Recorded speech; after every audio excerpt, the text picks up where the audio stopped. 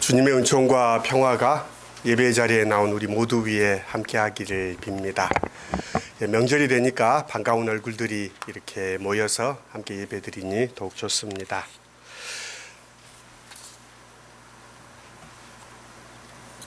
한가위 대명절을 맞으면서 이 열하일기를 이렇게 다시 보았습니다. 수백 년 전에 살았던 사람은 8월 15일 날 뭘 했을까 이런 생각을 하다가 열하일기의 8월 15일자 일기를 이렇게 살펴보았습니다. 1780년입니다. 8월 15일 연암 박지원은 열하에서 영경으로 다시 돌아가기 전의 상황을 기록하고 있습니다. 아시는 것처럼 열하일기는 청나라 걸륭 황제의 칠순잔치 만수절을 맞이하여 조선에서 사신단을 파견합니다. 이 사신단에 연암은 팔촌형 박명원의 자제군관 신분으로 이 연행에 참여합니다. 5월에 길을 떠나 10월에 돌아오는 장장 6개월에 걸친 이 대장정은 이렇게 시작됩니다. 이 여행의 기록이 열하일기입니다.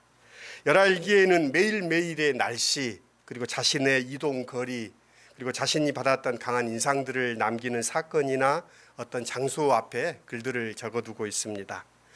1780년 8월 15일 이날도 이 박지원은 이 난하를 건너 하둔까지 40리를 이동했노라라고 이렇게 적고 있습니다. 고전 문학가인 고미숙 씨는 이 열하일기를 세계 최고의 여행기라고도 이야기했습니다. 박지원의 호가 연암이어서 연암 박지원이라고 이야기했는데요. 그는 1737년 서울 서소문에서 노론의 명문가의 집안에 태어났습니다. 그런데 그는 과거에는 나가지 않고 이 자신의 친구들 이덕무, 홍대영, 또 이서구, 백동수 등과 어울려 지냈습니다. 열하일기는 그의 나이가 43세가 되던 해 1780년에 청나라에 다녀와서 남긴 글입니다. 이 박지원은 69세, 그러니까 1816년에 69세의 나이로 세상을 떠납니다. 그의 마지막 유언은 깨끗이 목욕시켜달라라는 것을 유언으로 남기고 세상을 떠났습니다. 그의 마지막 유언처럼 그는 깨끗한 삶을 살았던 사람입니다. 그리고 이 열하일기를 통해서 이 조선 최고의 문장가다라는 이름도 얻었던 사람인데요. 그의 시 가운데 한 편을 오늘 마음으로 읽는 글에도 이렇게 실어보았습니다. 한 편은 자신의 만 누님이 세상을 떠났을 때 그리워하는 마음을 적은 글이고, 또 한 글은 자신의 큰형이 세상을 떠났을 때 남긴 글입니다.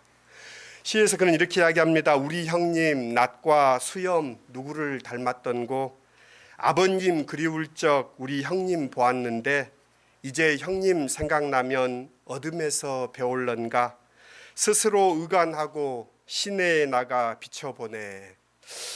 이 박지원은 자신의 아버지가 그리울 때마다 형을 보면서 그 마음을 달랬는데 이제 형마저 세상에 없으니 스스로 의관을 정제하고 냇가에 자신을 비춰봄으로 형과 아버지를 회상한다는 내용입니다. 시인의 이 형과 아버지를 그리워하는 마음이 이 시 속에 잘 담겨져 있습니다. 옛 사람들이 가지고 있었던 우애와 그리움을 느끼게 하는 시입니다. 오늘을 살아가는 우리는 기술 문명의 이 발전 속에 엄청난 혜택을 누리고 있지요. 언제 어디서나 누구와도 연결되는 세상에 우리는 살아갑니다. 명절이 아니어도 꼭 어딘가 누구를 찾아가야 만날 수 있는 것이 아닙니다. 마음만 있으면 언제 어디서든 만날 수 있는 게 오늘을 사는 우리입니다. 그러나 이런 편리는 참 우리 안에 있는 그리움은 가져간 것 같습니다. 오히려 우리 안에는 그리움보다는 서운함만 늘 남길 수입니다. 사랑하는 사람에 대한 아련함이 아니라 냉담해지고 또 쉽게 이렇게 우리가 이 시시해지는 그런 마음들을 갖는 것이 오늘을 사는 우리의 마음이지 않는가 생각합니다. 추석이 무엇일까? 추석 명절은 오늘 우리에게 어떤 의미가 있을까를 생각해 보면서 이 추석을 맞이하면서 우리가 어디에서 왔고 어디로 가는지, 인간은 어떤 존재인지를 돌아보는 그런 절기가 아닌가 생각합니다. 극도로 발달한 기술 문명이 오히려 인간됨을 무의미하고 무상함으로 흩어버리지 않도록 우리가 누구인지, 우리가 무엇인지, 우리가 어디로 가는지를 돌아보는 시간이 되었으면 좋겠습니다. 성서는 인간됨에 대해서 늘 말씀합니다. 사람들이 나를 누구냐라고 물으시는 예수의 이 물음 속에 우리가 누구이고 우리가 어디로 가고 우리의 삶의 지향이 드러나는 예수님의 말씀이기도 합니다. 오늘 본문은 주는 그리스도이십니다라는 이 베드로의 기념비적인 고백을 담고 있습니다. 예수가 그리스도임을 고백하는 이가 등장했다는 것은 이 복음서의 중요한 매듭 하나가 완성되었다는 의미이기 때문입니다. 복음서 이 베드로의 신앙 고백 이전과 이후의 기조가 달라집니다.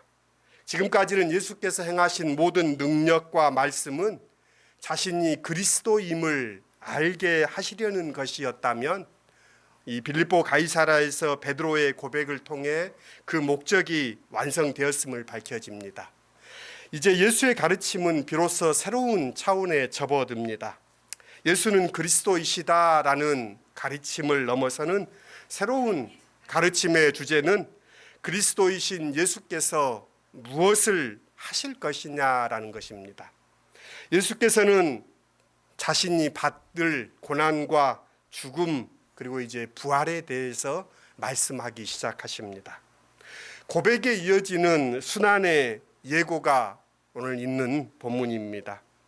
예수가 그리스도임을 알게 되기까지는 비밀에 붙여졌던 그리스도의 순환 그리고 죽음, 부활에 대한 이 말씀을 처음 밝히시는 것입니다.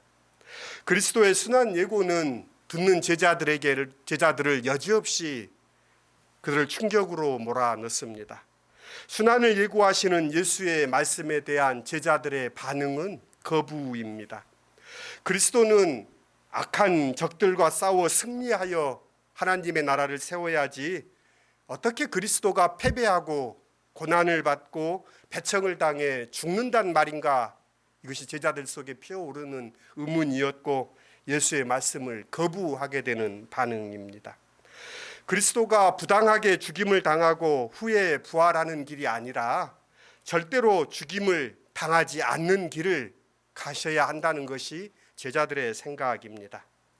이는 지금까지 귀신을 쫓아내고 병자를 고치며 풍랑을 꾸짖고 5천 명을 먹이시던 예수의 길과도 어울리지 않습니다. 그것은 그리스도의 길일 수 없고 그렇게 되어서는 안 된다. 한마디로 안 된다는 이야기가 제자들의 항변입니다. 그래서 제자들을 대표해서 베드로가 예수께 항변합니다. 성서에서는 그냥 항변하다라고 우리말에는 번역하지만 이 항변하다라는 이 에피티마오라는 헬라어 동사는 예수께서 귀신을 꾸짖으셨다라는 표현할 때 사용하는 단어입니다. 바람을 꾸짖으실 때도 이 말을 쓰고요. 그러니까 베드로가 예수를 꾸짖듯이 예수께 그러면 안 된다고 했다는 이야기입니다. 그렇게 하면 안 됩니다. 바로 다음에 또 예수께서 베드로를 꾸짖으실 때도 그 단어를 사용합니다. 이제는 예수께서 베드로를 꾸짖습니다. 베드로는 모든 것을 버리고 예수를 따랐고 가장 먼저 예수를 그리스도라고 고백한 제자입니다. 따라서 그의 항의는 모든 제자, 그러니까 예수를 그리스도라고 부르는 모든 이들의 대변이기도 합니다.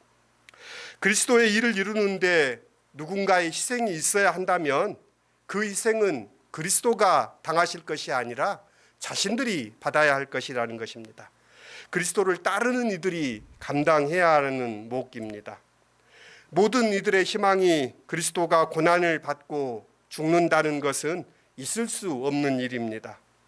죽더라도 아랫사람들, 힘없는 사람들이 죽어야 한다는 것입니다. 베드로를 위시한 제자들은 모든 것을 버리고 주님을 따라 나섰고 필요하면 목숨도 내놓을 수 있다고 장담했습니다. 그러니 예수께서 순환을 당하고 죽는다는 말은 제자들 입장에서는 도무지 받아들일 수도 따를 수도 없는 말입니다. 어떻게 생각해 보면 베드로의 이런 항변은 고마운 마음이고 기특한 것입니다. 그럼에도 예수께서는 베드로를 크게 책망하십니다. 심지어 예수께서는 베드로를 향해 사탄아 내 뒤로 물러가라 라고 말씀하십니다. 조금 전에는 예수를 그리스도라 고백했던 제자가 이제는 사탄이 된 것입니다. 스승의 안위를 걱정하고 스승이 순환당함을 자시하지 않겠다는 충성스러운 이 제자가 어떻게 사탄일 수 있겠습니까?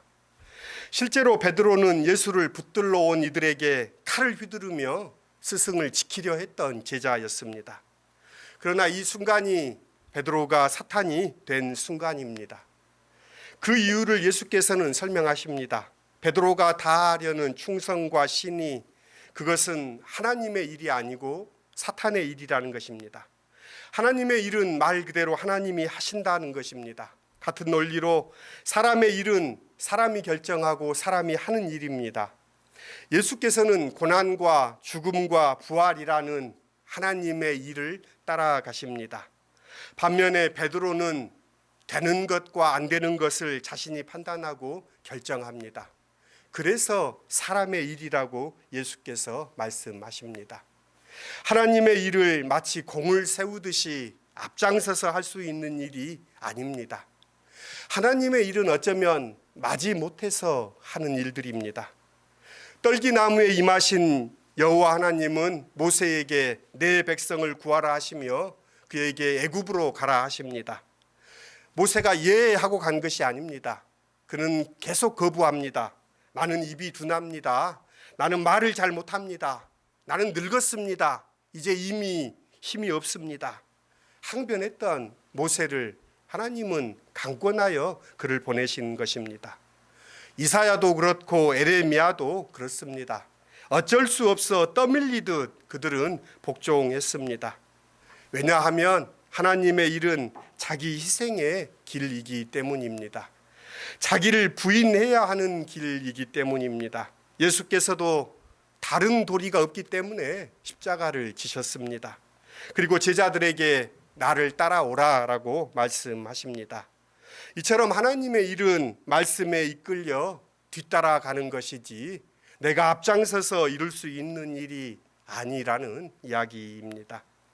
성서 이사야서는 구약 성서 예언서 가운데 가장 오랜 기간에 걸쳐 이루어진 책입니다. 그러니까 우시야 왕이 죽던 해로 시작해서 바벨론 포로로 끌려갔다가 포로로 돌아온 이후의 예언까지를 담고 있습니다. 최소 100년 이상의 기간에 걸쳐서 모아진 예언서입니다. 그러니까 이사야서의 예언자는 한 명이 아니라 여러 명의 예언들이 이사야론 이름으로 묶여있는 책입니다. 예수께서도 이 이사야서를 애용하셨고 당신의 첫 설교를 이사야서 본문으로 시작하십니다. 예수께서 하나님의 뜻을 찾고 하나님의 일을 행하시는 등불과 같은 말씀이 이사야서이기도 합니다. 오늘 성서 구약 본문은 이사야서 50장 6절로 7절 말씀인데요. 6장 7절의 내용은 하나님의 고난받는 종의 노래로 알려져 있습니다. 오랫동안 이 본문은 이해되기 어려운 본문이었습니다. 하나님의 백성이 고난을 받는 것으로 이해했지 어떻게 메시아가 고난을 받는다는 말이야. 하나님의 기름 부음 받는 자가 고난을 받는 말씀으로 예수께서는 이 본문을 이해하셨고 자신에게 적용했습니다. 그래서 이 일은 부득불 감당해야 하는 하나님의 일입니다. 본문의 내용은 이렇습니다. 주 여호와께서 나의 귀를 여셨으므로 내가 거역하지 아니하며 뒤로 물러가지도 아니하며 나를 때리는 자들에게 내 등을 맡기며 나의 수염을 뽑는 자들에게 나의 뺨을 맡기며 모욕과 침뱉음을 당하여도 내 얼굴을 가리지 아니하였도다. 당신이 당할 고난에 대해서 부득불 받게 되는 그 고난 순환을 예수께서는 이미 자신이 당하실 고난으로 말씀하십니다. 예수를 위해 충성을 바치겠다고 나서는 사람들은 대체로 사람의 일, 사탄의 일이 되기 십상입니다. 어느 모임에서건 충성하고 희생하겠다고 목소리 높은 사람들은 당당히 따르기보다는 지도자가 되려고 합니다. 예수께서 지실 십자가가 있다면 자신이 지겠다고 합니다. 그리고 주님의 십자가를 지는 헌신에 대한 보상을 기대합니다. 하지만 예수께서는 자기의 십자가를 제자들에게 맡기지 않습니다. 예수께서 내 십자가를 지라고 하신 것이 아니라 제 십자가를 지고 나를 따르라고 하신 이유이기도 합니다.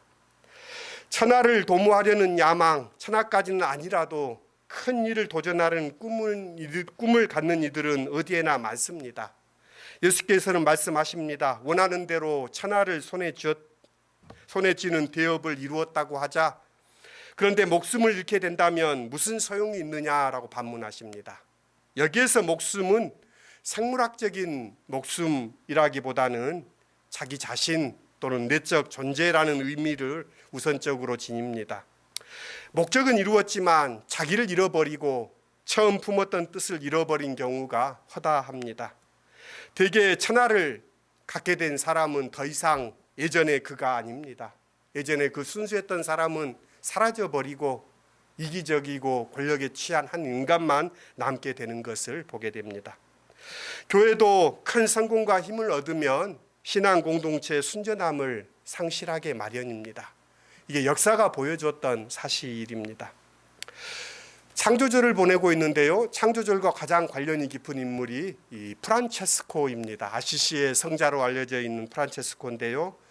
그래서 서구 신학자들은 카톨릭 기독교 2000년의 역사에서 가장 예수를 많이 닮은 인물을 뽑으라면 이 아시시의 성자 프란체스코를 뽑습니다. 왜 그럴까 이유를 생각해 보면 기독교가 서구 유럽 중심으로 발전했고 또 이 카톨릭 교회의 영향이라고 생각합니다. 여하튼 프란체스코의 삶은 예수의 삶을 생각한다는 점에는 다른 말의 여지가 없습니다. 그는 연암보다 550년 정도 먼저 태어났습니다. 1181년 지금의 이탈리아 중부 이 움브리아주에 있는 아시시에서 태어났던 사람입니다. 부유한 포목상의 아들로 태어났지만 그는 기사가 되기를 위하여 1205년에 전쟁에 참여하러 갔던 길에 주님의 음성을 듣게 되고 자신의 삶을 바꿉니다. 주인과 종 가운데 누구를 택하겠느냐라는 음성을 듣고 주인입니다 대답하고 그 음성 후에 고향으로 돌아가서 내가 내게 지시할 일을 하라라는 음성을 듣고 아시시로 돌아갑니다. 그러면서 이 담미아노 성당에서 기도하던 중에 프란체스코야 무너져가는 나의 교회를 고쳐라라는 음성을 듣고 처음에는 이 다미아노 성전을 고치는 일인 줄 알고 성전을 고치는 일에 애를 씁니다. 근데 그것을 다 고치면서 그는 자신이 하나님께 부름받다는 사실을 깨닫습니다. 그러면서 프란체스코는 가난, 순결, 순명을 자신의 삶의 이정표로 삼고 가난한 삶, 또 순결한 삶, 말씀에 따라 자신의 모든 재산을 팔아 가난한 자들에게 나누어 주고 예수를 따르는 삶의 길로 나섰던 사람입니다. 프란체스코의 기도로 잘 알려져 있는 주여 나를 평화의 도구로 써주소서 내용이 이렇습니다. 미움이 있는 곳에 사랑을, 다툼이 있는 곳에 용서를, 분열이 있는 곳에 일치를, 의혹이 있는 곳에 진리를, 절망이 있는 곳에 희망을, 어둠의 빛을, 슬픔이 있는 곳에 기쁨을 가져오는 자가 되게 하소서. 위로받기보다는 위로하고 이해받기보다는 이해하며 사랑받기보다는 사랑하게 하여 주소서. 우리는 줌으로써 받고 용서함으로써 용서받으며 자기를 버리고 죽음으로써 영생을 얻기 때문입니다. 한 번쯤 읽어보셨을 프란체스코의 기도인데요. 프란체스코 연구가들은 프란체스코가 쓰지 않았을 것이다 라고 이야기합니다. 이 기도가 프란체스코의 기도로 우리에게 전해진 것은 이 기도가 담고 있는 내용 때문이라고 생각합니다. 이 내용을 그는 그 삶으로 구현했던 인물이기 때문입니다. 역설적이게도 그는 45세에 세상을 떠납니다. 그가 수도회를 창립하고 40세가 되던 해 이 수도회는 벌써 3,000명 이상의 회원들이 모였습니다. 그러니까 자신이 주장했던 철저한 무소유, 가난과는 이 수도회는 점점 멀어집니다. 참 역설적이게도 가난을 순명으로 알고 가난과 결혼했노라라고 선언했던 프란체스코 수도회는 지금은 세상에서 가장 부유한 수도회가 되었습니다. 참 놀라운 일이지요. 모든 것을 얻은 것 같지만 어쩌면 모든 것을 잃어버리는 그 역설을 담고 있는 현실이기도 합니다. 모든 것을 잃은 것 같지만 오히려 모든 것을 얻는 것입니다. 프란체스코는 자신의 모든 것을 나누어줘서 가난해졌지만 그의 정신을 잃는다고 하는 사람들은 참 역설적이게도 가장 부유한 수도회를 이루어가고 있는 모습 속에 오늘의 교회는 예수를 따른다고 하면서 오히려 예수의 길과는 다른 길에 서 있는 모습을 우리는 보게 됩니다. 예수는 이렇게 말씀합니다. 누구든지 자기 목숨을 구원하고자 하면 잃을 것이요, 누구든지 나와 복음을 위하여 자기 목숨을 잃으면 구원을 얻으리라. 그래서 오늘 이 본문의 이 말씀에 근거해서 설교의 제목을 잃어야 얻는다라고 정해 보았습니다. 어떻게 해야 구원을 받습니까? 이게 복음서에 반복되는 유대인들의 질문이었습니다. 예수는 대답했지만 듣는 사람은 속 시원하지 않았는지 계속해서 묻는 질문이기도 합니다.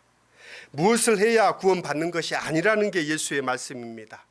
오히려 누구나 그토록 지키고자 하는 자기의 목숨까지도 이웃을 위하여, 또 말씀을 위하여, 복음을 위하여 기꺼이 내어놓는다면 구원을 얻을 것이다 라는 것이 예수의 말씀입니다. 줌으로써 얻게 된다는 이 프란체스코의 기도와도 다 있습니다. 그렇기에 제자들은 그렇다면 누가 구원을 받을 수 있겠습니까? 라고 탄식하듯 예수께 물었습니다. 그러나 예수의 말씀이 다시 들려옵니다. 나를 따라오너라. 예수께서 제자들을 부르셨을 때 처음 건네셨던 말씀이기도 합니다. 그러니까 나를 따라오라 라는 이 말씀은 다시금 처음 부름의 자리를 기억하고 그 처음 마음으로 돌이키라는 말씀입니다. 그들은 따라오라라는 말씀에 의해 제자가 되었지요. 자신들의 목표가 생기고 그리스도는 그 목적을 이루어 주셔야 한다는 이런 주장이 팽배해졌을 때 제자들은 자신의 원래 자리에서 벗어났습니다. 그 자리를 벗어났을 때 그들은 사탄이 됩니다. 예수께서는 이 순간 베드로가 사탄임을 지적하시며 내 뒤에 서라라고 말씀하십니다. 예수의 제자는 그렇습니다. 따라가는 사람입니다. 예수의 뒤에 서는 사람입니다. 자기를 부인할 수 있어야 예수 뒤에 설 수 있습니다. 자기를 부인하는 사람이 주인의 일을 알게 됩니다. 내가 앞서는 순간 내가 그 일의 주인이 되어버린다는 사실을 우리는 기억해야 합니다. 자신의 일을 하나님의 일이라고 착각하며 다른 이들을 꾸짖고 다른 이들을 비난하는 사람들을 만나게 됩니다. 그렇기에 종종 주님을 위해 목숨을 바치겠다는 결심을 감행하는 행동들이 오히려 정작 하나님의 일을 가로막고 사탄의 일이 되기 일쑤입니다. 주님은 나를 따라오라 말씀으로 베드로를 부르셨습니다. 때마다 진리를 깨우쳐 주시는 스승을 둔 베드로는 복된 사람입니다. 설교를 맺습니다.